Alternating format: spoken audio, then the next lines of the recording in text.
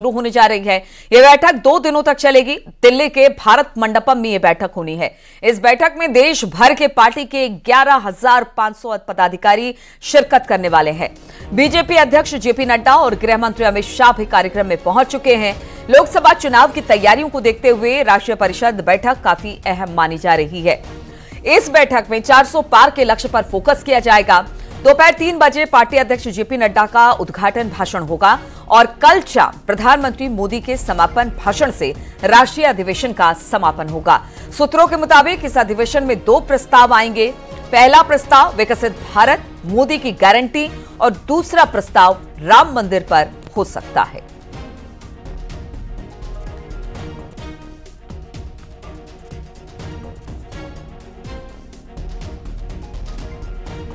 माननीय प्रधानमंत्री जी का मार्गदर्शन रोड मैप हम लोगों को मिलेगा और उसी आधार पर हम लोग आगे अपनी गतिविधि आगे बढ़ाएंगे। उत्तर प्रदेश सबसे बड़ा राज्य और राजनीति की दशा दिशा वहीं से तय। कुछ खास रणनीति तय होगी इस बार? नहीं, हम सब लोग मोदी जी को बहुत स्नेह करते हैं और निश्चित रूप से 100% सीटें मोदी जी के मार्गदर्शन में जीतेंगे। तो राष्ट्रीय अधिवेशन 2024 का मंथन है और आज अमित शाह के भाषण के साथ इस अधिवेशन का शुभारंभ होने वाला है। कल प्रधानमंत्री के भाषण के बाद समापन। लेकिन इस अधिवेशन में सबसे बड़ी बात यह है कि बहुत सारी ऐसी बातें 2024 को लेकर उठाई जाएंगी और कुछ प्रस्ताव भी रखे जा सकते हैं। बातचीत करने के लिए विनीत हमारे साथ इस वक्त जुड़ गए हैं। विनीत, अब तो सब नेता वहां पर आने शुरू हो गए होंगे। किस तरह की तैयारी वहां पर दिखाई दे रही है और कहा जा रहा है कि अधिवेशन शुरुआत होने से पहले एक बैठक भी रखी गई है। क्या बैठक शुरू हो चुकी है क्या? साइड हो जाइए सभी। जी निश्चित तौर पर नीलू, मैं आपको बताना चाहूंगा कि यहाँ पर बैठक जो है अब से थोड़ी देर बाद पार्टी पदाधिकारियों की बैठक जो है वो यहाँ पर होगी, जिसमें पार्टी के तमाम पदाधिकारी जो है वो शामिल होंगे। इसके साथ ही साथ मैं आपको बताना चाहूंगा कि प्रधानमंत्री नरेंद्र मोदी भी इस बैठक में शामिल हो सकते हैं और इसको लेकर के तैयारी जो है वो लगातार जारी है। मैं आपको बताना चाहूंगा कि पहले जो है पार्टी पदाधिकारियों की बैठक होगी और उसके बाद लगभग 3 बजे जो है वो राष्ट्रीय अधिवेशन है जो उसकी शुरुआत होगी, जिसमें 2024 को लेकर के मंथन जो है वो मुख्य तौर पर किया जाएगा।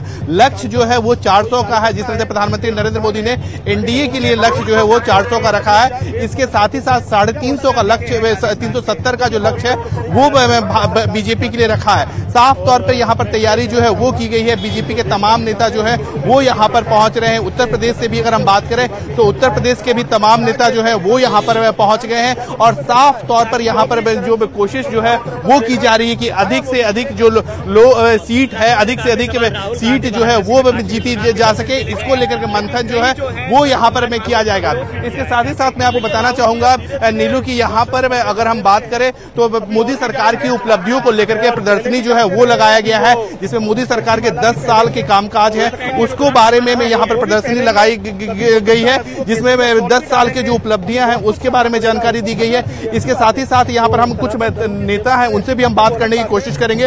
राजकुमार चाहर जी यहाँ पर है, हम उनसे कोशिश करेंगे कि हम उनसे बातचीत करिएगा। लेकिन एक जल्दी से पहले एक बाइट सुना देते हैं कपिल देव अग्रवाल जी की। उन्होंने क्या कहा है इसे लेकर, जरा सुनते हैं।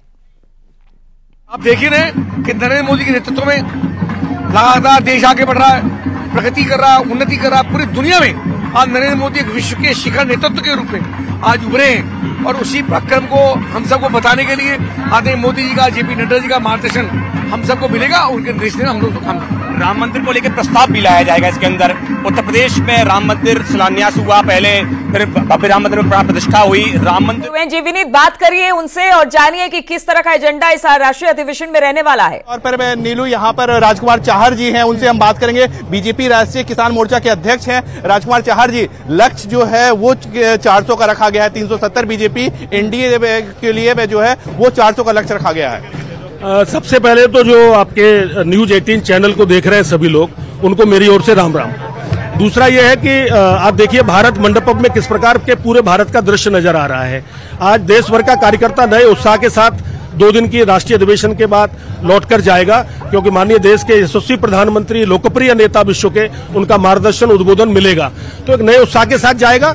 एनडीए 400 पार और धारा 370 हटने के बाद जब मोदी जी के नेतृत्व में धारा 370 को हटाने का काम देश के गृह मंत्री और आज के नए भारत के लौह पुरुष श्री अमित शाह जी ने जब किया तो देश की जनता ने तभी मन बना लिया था कि 370 के पार भाजपा को देंगे। किसान जो है किसान आपके साथ रहेंगे, आप किसान मोर्चा के अध्यक्ष हैं, किसानों का कितना समर्थन रहेगा आपको? अभी आपने देखा 5 राज्यों के चुनाव हुए, 3 राज्यों में प्रचंड बहुमत की सरकार बनी, किसानों ने बम्पर मतदान किया और आने वाले समय में जब चुनाव होने वाला है, देश का किसान जानता है कि आज तक उनके जीवन में बदलाव लाने का काम देश के प्रधानमंत्री श्री नरेंद्र मोदी जी ने किया है।